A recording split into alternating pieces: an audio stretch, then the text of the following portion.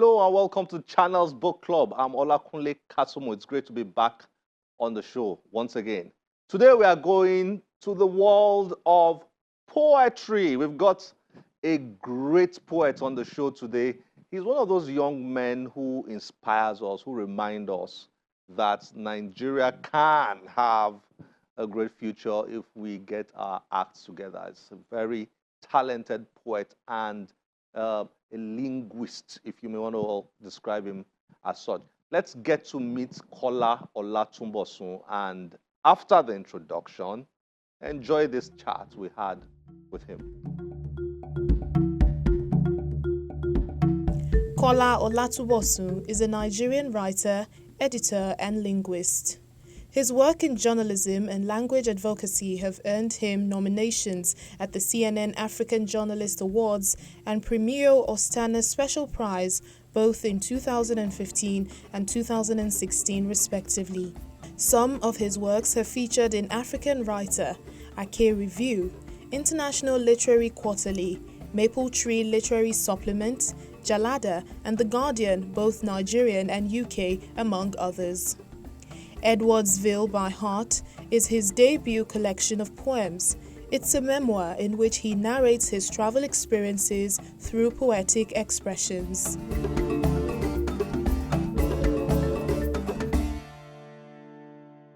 Kola, nice to have you on Channel's Book Club. I'm glad to be here. Great to have you here, at last. Yes, finally, we made it. Long time. Welcome. You have an interesting career. Linguist, poet, writer, journalist. Yes. And it just goes on and on. Yes. So tell me a bit about that. I will like viewers to know a bit of your story.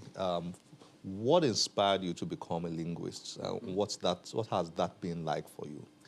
So I studied linguistics in university, which is a crazy story too, because linguistics was not my first choice, it was my second choice.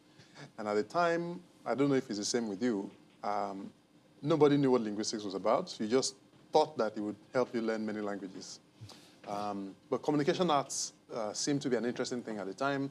Somebody I knew then, Professor Larinde Akinleye, who you might know in some of the Finodu Kilani movies, was a professor in the UI at the time, and he was in the Department of Communication Arts. So I always thought that maybe I'll do communication arts, I'll become like a TV person and stuff like that. I don't know why I applied for it, but it was my first choice. Apparently many people did too, so I wasn't given the first choice, I was given linguistics. So I was like, okay, I don't know what it's like, but I'm going to find out. But so after the first semester of being in linguistics, I actually fell in love with it. Many things I had thought about as a child, issues of language. My father was a Yoruba writer and broadcaster. And I was growing up in a private school where English was spoken and they penalized you for speaking Yoruba. So many of those conflicts of language had been within me for so long, and I wasn't able to express them until I was in linguistics. So I finally figured out, okay, this is something I could actually enjoy and learn from. So that's how my linguistics career went. So it's not about many languages? No, it's not. It's just a science of language. That's what linguistics is. Science of language. Actually, many people are surprised that it's a science. It's in the Faculty of Arts, but most of the things we do are science. They teach you all the things in the vocal tract. You learn all how the lung works. Just everything that has to do with language.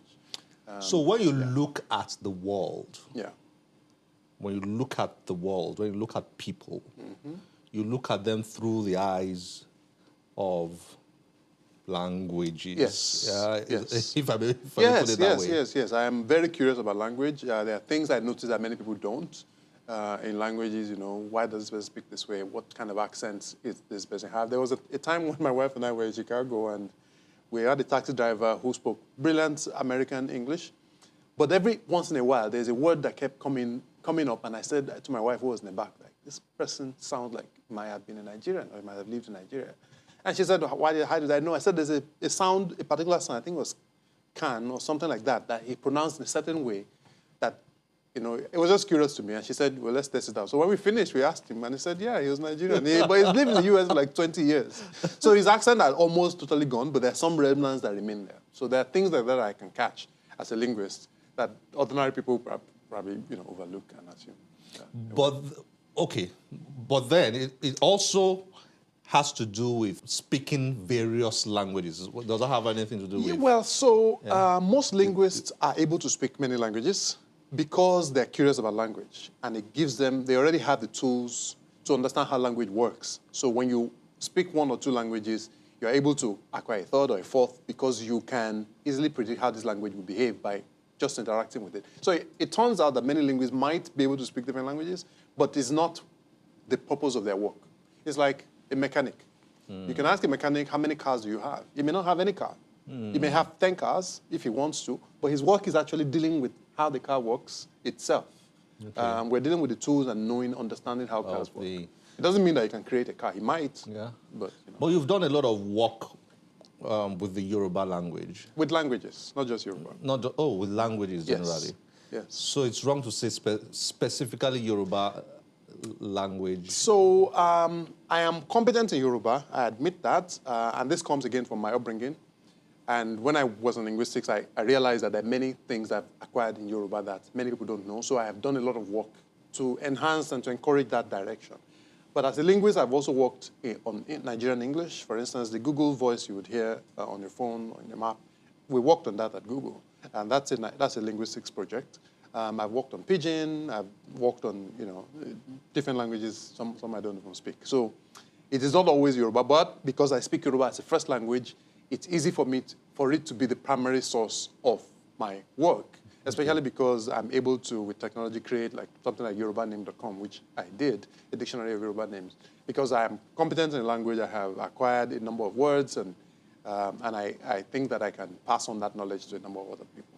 So, but my core work is linguistics. Yoruba happens to be a language I'm competent in and I'm able to use to benefit others who speak the language or who want to learn it. Well, I think you'll become a prof very soon. So, might happen. So that is why. So linguistics. Yes. That is what you express something here in, and we'll come to this book. But let me quickly jump to something in one of your poems, where you said, "Campus Dare." Page 4. No one will believe that the African had not seen them alive, this close, ever, until language brought him there. Yes. That took you all over the world, hasn't it? Yes, it has. Actually, this book came out as a result of a trip I made to the US in 2009 to teach Yoruba, to go to your point. So this time was between my undergrad and master's. I had finished undergraduate. I had nothing else to do. I mean, I was writing for magazines and stuff like that, but I hadn't decided on where I wanted to do my master's. People said I should do it in UI. I was trying, but for some reason, I wanted to get out of the environment, but I didn't have any means to. So I saw this opportunity to go teach Yoruba in the US as a Fulbright scholar. So I applied for it, and they picked me. So the Fulbright program is sort of like an exchange program where US finds scholars and teachers in a country. That they do it for many countries around the world. And you take your language, they find out that whether you're competent in your own language, and then they take you to an American university where you teach that language in a classroom for 2 semesters. So in the university, I went to Southern Illinois University, Edwardsville, which is where the name comes from. There were 2 of us. I taught Yoruba. My friend Reham taught Arabic. And every year, there were always new languages. Because sometimes the next year, they would bring someone to teach French, someone to teach Somali or something like that. So language was what took me from Nigeria to the US for the first time. US. Yes. Wow. And Edwardsville by heart, this book is like a memoir. It's a book of poetry, a travelogue, but also a memoir of your stay at Edwardsville, right? Yeah. That's what inspired it. Yes. Now, let's talk about this. You started by talking about your mentor, Papa Rudy. Yes. What's the story behind this book? So Papa Rudy, I mentioned him a lot in the preface. He was a man that I'd met for the first time actually in 2002 when I was in University in Ibadan. He had, along with Professor Emiraji, Ron Schaefer, Professor Igbohare, they had this co-op. They called it like a research exchange. They were all professors. So Papa Rudy and some other folks from Edwardsville had joined this cooperative, and they were to come to Nigeria to do some research. Then the Nigerian professors would go with them to the US as well. So part of their work in Ibadan involved coming to classes, meeting with people. And then I think at the time, Professor Ibuari also became a professor at the time. So we had a gathering for him and took pictures and stuff. So I'd met him then without, I mean, I remembered him, but I didn't, there was no personal contact or anything. I spent more time with Professor Redmond, Eugene Redmond, who was also part of them, who was a poet. So in 2009, when I finally now got to go to Edwardsville, it was a coincidence. So I had looked forward to meeting those people I had met who had come from the same university many years ago. So when I met him, it was the introductory dinner they had for new students. And I saw him there, and I was like, I know this person somewhere. And I went to him, and I introduced myself. And I was like, where? I said, Nigeria. And he said, yeah, he was in Nigeria, but he doesn't remember me. So I tried to explain all the things. And he said, oh, he had the album from the event in Nigeria in his house. So would I like to come that evening? So he took me to his house. And then we're looking through the photos, and I saw the photos. And I said, see, this is me, this is you. And he was so excited. Even that evening, he gave me a bicycle, one of the bicycles I rode around the campus. He was such a nice person. And we became very close. He became like a father figure to me while I was there. Being in a new place, sometimes you need support and family support. I mean, I was always on campus. And the relationship I had with many people there was just professional. But for him, he was much more than that. He would come, ask whether we needed anything. During my birthday, he had a party for me in his house. He drove us around most of America. When I went to Abraham Lincoln's burial place in Springfield, he was the one. Not just me, by the way, African students. And he's an African-American person, but he was such a large-hearted man that, it just made all the experience of America for me much pleasant than it would have been. Yes. Now, how is this poetry, travelogue, and memoir? Yes, as you can tell, it's a book of poetry. All the things I talk about there, except the preface, were written in poetry. But all the things I talk about there were describing events and things and places and people that I met while in the US. So it's a poetry collection, but it's describing a time and place. And it's a memoir because it's talking about my life. One of the things I struggled with while I was deciding to write the book, so I made the decision to write a book in 2010 when I finished my Fulbright program. I had not even started my master's at the time. I had to go back to Edwardsville to start my master's. But I always thought one day I'm going to write about the experience I had for 1 or 3 years, 1 year at a time, became 3 years, living in this small space, the people I met, how important and memorable the environment was. But while I was in Nigeria, I wasn't quite sure. After a while, do I write a self-help book for people who want to be Fulbright scholars, to learn how to survive in America? Do I write a book about, a black man in America, the typical race book of, the surviving, all of that? Or should I just write a novel and just fictionalize everything? So I couldn't decide for a long time. And then one day I had a memory and I wrote a poem about it. And then I was like, okay, this is nice. Let me think of more memories. And I did. And I started writing even more. And then eventually I have a collection of poetry. So eventually I realized that I had achieved all the things I wanted to achieve without having to agonize too much about what kind of direction I have. Is there one you would like to read for us? Read out loud. To give viewers a teaser. Yes. An idea of what we have in here. Let me read the Campus Deer, the one you mentioned earlier. Okay. Which was inspired by me encountering deer, the animal deer. We call it etu in Nigeria, or igala, behind my apartment in Edwardsville. And for the first time, as an African who had always been asked by many of my friends, oh, you must see so many lions or tigers in your country. And I've been scandalized by that assumption that animals just roamed around us. Now realizing the fact that they were actually seeing more animals, more bush animals in America around me than I would have at home. So I was like, okay, this is an interesting dynamic I think I need to write about. So this was what inspired me. Okay. So I hope you enjoy it. Interesting. Campus Deer. No one would believe that the African had not seen them alive, this close, ever, until language brought him there. Certainly not the students who regaled him with third-hand tales that he had heard and believed of the Maasai outrunning a leopard until it collapsed, too tired to move. I'm not Maasai, he should have responded with a frown. Instead, he explained the difference between East and West, rural and urban, Ibadan and Rift Valley, wide open lands and urban zoos, village hunters and city dwellers. At Cougar Village, the difference was never exactly clear, which tickled him. Brown friends on the lawn, the animals ate behind the tennis court on his way to class, and stared at him with little interest. Lagos-Ibadan Expressway on poles, hanging down the hunter's hands like a roadside flag. Their cousins knew an African when they saw one in the bush, singing Ijala to the boom of Dane rifles and waiting cauldrons, pounded yam and fresh palm wine, ready to welcome hunter and game. It was disrespect, he thought, that venison could read, like students, the signs that said, call 911 if you're ever attacked by a deer. Thank you. Kola, thank you so much. Thank you. It's very exciting and a lot more of that in here. Thank you. It's been nice having you on Channels Book Club. I appreciate it. Thank you for having me. Great to have you here.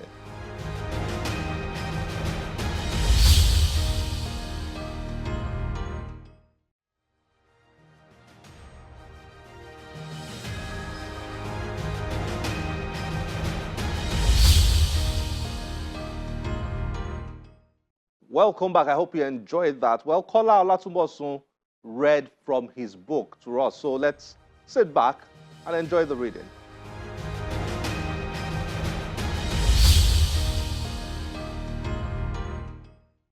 Hello, everyone. My name is Kola Olatunbosun. I am the author of this collection of poems titled Edwardsville by Heart, which I wrote in 2018 to mark the 3 years I spent in a small town in southern Illinois titled, that's called Edwardsville.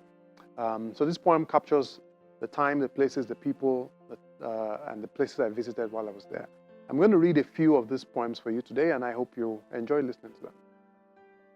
The first one is titled First Malaria, which I wrote to mark the time I had malaria while in the US and the response that my colleagues and friends had to this strange disease they hadn't heard about before.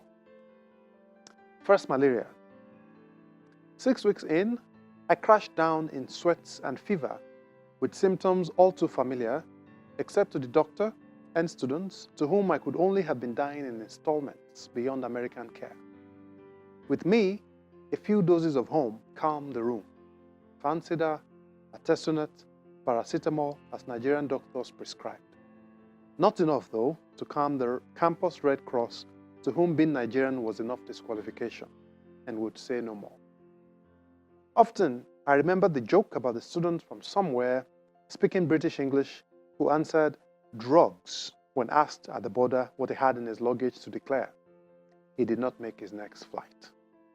At Cougar Village, the mosquitoes bore West Nile virus and encephalitis and probed just as hungrily as the school insurance administrators who gave no refunds and no toss except the cold comforts that it won't just be malaria that kills me here.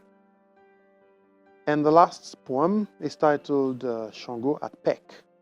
I wrote this after encountering a bust of Shango, a god that I'm familiar with, a carving of him on the 3rd floor on campus, which was an exhibition space. A Shango jacket on a bust, up at Peck, stares glumly at me when I walk to class on evenings when hunger held my head in syntax blues.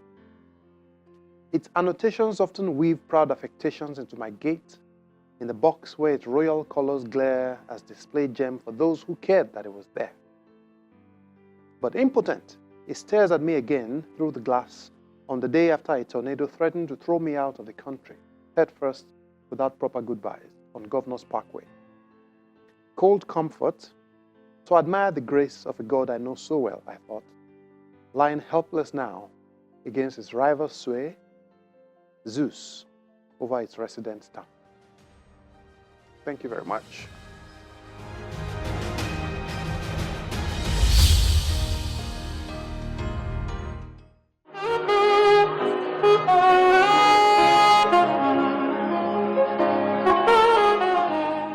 It's an intertwined event in appreciation of art collections at the Orisun Gallery, Abuja.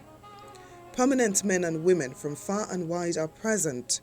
The organizer, Senator Olubunmi Adetumbi, emphasizes how works of art have over the years continued to communicate cultural diversity. This kind of place, it usually, communicates a lot of our diverse culture. So when we have these kind of dignitaries here, it will communicate more, to the expatriate community and to, different indigents, even here in Abuja, that this is the kind of cultural heritage that we have. Reflecting on extracts from his books, Chronicles of the Happiest People on Earth and Triumphalism in Academy, Nobel laureate Professor Wole Soyinka addresses the effect of bastardization of religious practices in Nigeria. Once Islam is mentioned, once Christianity is mentioned, anything goes. And so there we are today. Butchery, kidnapping, the violation, the traumatization of children in the name of religion. But of course, we granted these religions impunity and immunity. We have people being beheaded, their heads paraded in the streets because they are supposed to have insulted a religious avatar. Once it's religion, a kind of sensitivity comes about. As if religion is not about human beings any longer. He also pulled no punches in debunking an attempt made by Caroline Davies, a South African author, to link him and other African writers to the CIA.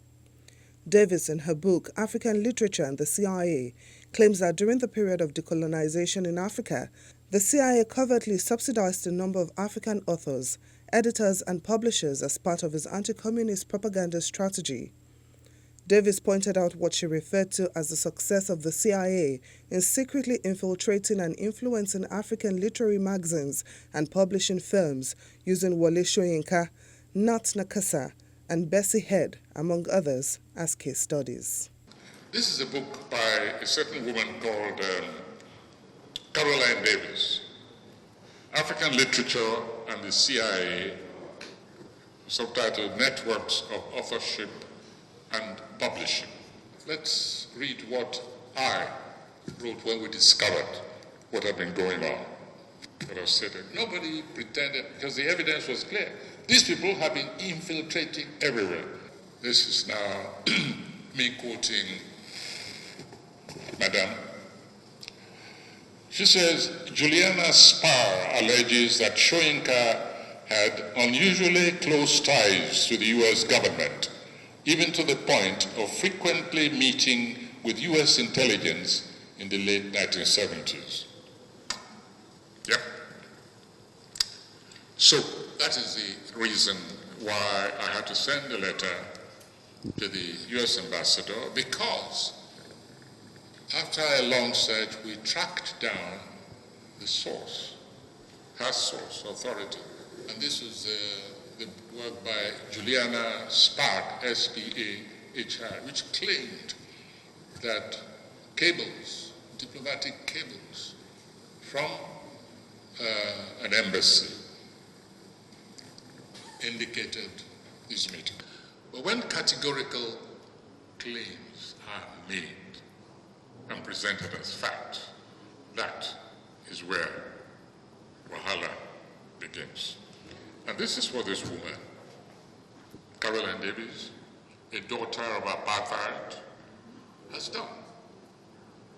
Sweeping a whole generation of African writers under the brush of the CIA, picking facts here, there, and of course, in the leadership position, Coconut Head himself. And I wondered, what on earth is the motivation? Other participants lent their voices to the need for Nigerian culture to be preserved and shared with other nations. One of the best things we have that we're not promoting enough is our culture. So having Professor Soyinka take us through some book reading here, having some conversation, and then in this midst of this beautiful collection of work of art here in Nigeria, it's beautiful. You know, why you see this amalgamation is that we must promote who we are. We must promote what we do, and as we heard during that book reading, others should not tell our stories. We are the best persons to tell our stories. So these are things that we should take seriously. You lose your culture, you lose everything.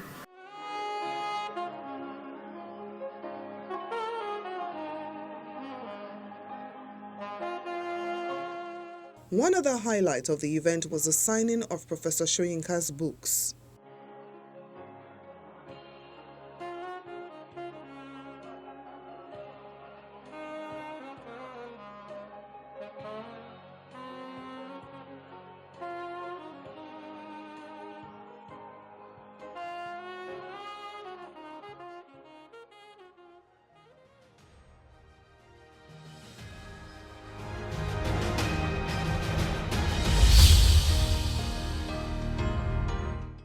It's almost as if the older Professor Wole Soyinka gets, the fresher he is. We wish him many more years of churning out those great literary works. This is where we have to round up the show today. As always, we'll be delighted to get your feedback through any of our social media platforms displayed on your screen. My name is Olakunle Kasumo.